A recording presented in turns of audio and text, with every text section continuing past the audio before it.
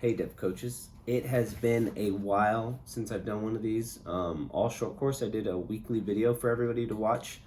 And this week I just feel like there's a lot to give you, and the week has already started. So as far as me talking to you guys one-on-one, it's just kind of hard with everybody getting the week going.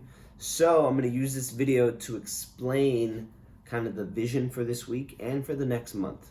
So first off, I just want to start with great job at the meet. You can already see a lot of progress that the kids are making. So much better finishing on their back.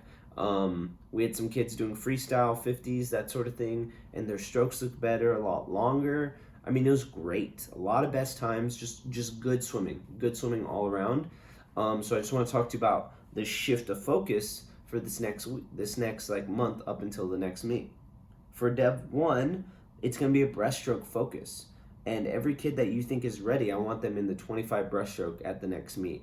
Part of that ready is, hey, if you think they have a good chance of doing the stroke legally, then let's do it.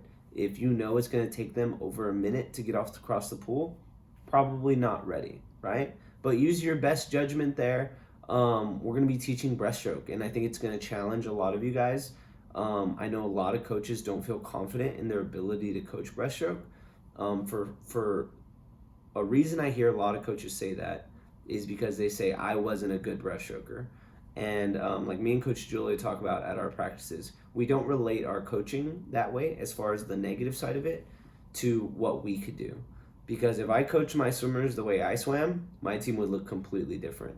You guys have the ability to learn how to do this, and it's a great opportunity to try things.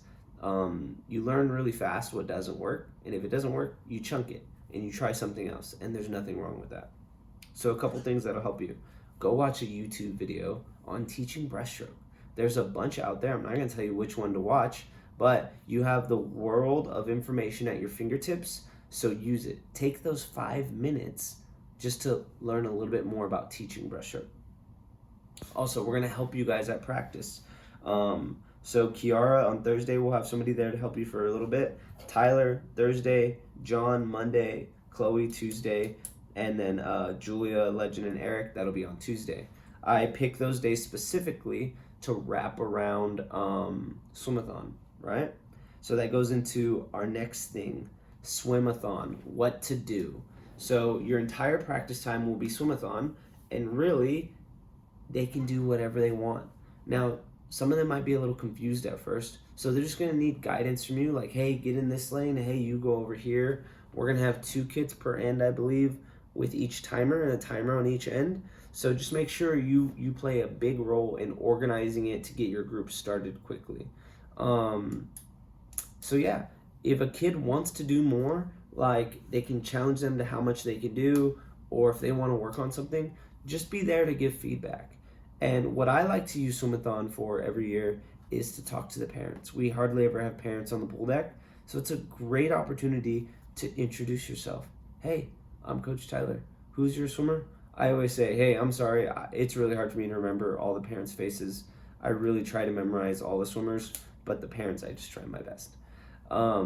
Who's your swimmer? Are they liking it? What do you think? Do you have any questions? It doesn't need to be a super in-depth conversation, but getting to know your families makes you a better coach. And it makes you a better coach because the more the families know you, the more they trust you. The more they trust you, the more the kid trusts you. And the more everybody trusts you, the more effect your coaching has. Anybody who's ever been led by somebody they don't trust, it's really hard to take their advice, to take their guidance, to take their leadership, right? So, swimathon. And then the last thing, and you're going to see this on the dev email, I'm attaching the 1-page curriculum because as I've tried pointing out what skill I want you to work on, and all the skills for our strokes are in the 1-page curriculum, and they're also on our sticker boards. What's on our sticker board is directly what's in the 1-page curriculum. I've just noticed everybody's kind of in a different spot. So where I'm telling one group, hey, let's work on consistent kick, and I have one group saying, yeah, we really need to work on that. I have another group saying, our consistent kick looks great. So they want to work on fingertips down on the catch, catching at full extension, finishing past the hip, whatever it is. But I want whatever skill you're working on to be based off the one-page curriculum. I'm going to attach that in the email. You can check that out. Just make sure whatever you're working on is something we believe is important in the development of our athletes, not just this sounds good. And again, if you don't know what to work on, you can ask me, or you can also just pick and then see how it goes. There's nothing wrong with working on more than one skill at practice. Like I said, sticker boards are directly related to the one-page curriculum, so make sure you use those sticker boards to give them a little reward for doing it right. And to do that, you got to make sure your eyes are on it and you know what to look for and to celebrate when you do it. With my dev group, after we accomplish something on the sticker board, everybody gives a golf clap to that person, right? And it's funny, like if one kid claps too loud, I say, hey, this is a golf clap. Let's keep it classy, right? It doesn't sound funny when I'm saying it right now, but trust me, during practice, it's hilarious. If you need help with these skills, so Dev 1's breaststroke, I skipped over it earlier, but Dev 2 is butterfly. If you need help with these skills, ask me and we'll find something. My job here is not to tell you what to do and make sure you do it.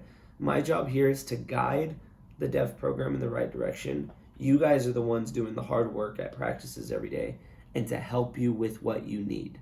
So the only thing I ask is you don't come up to me and say, there's no way we're doing this. You have to come to me with an open mind saying, how can we make this work?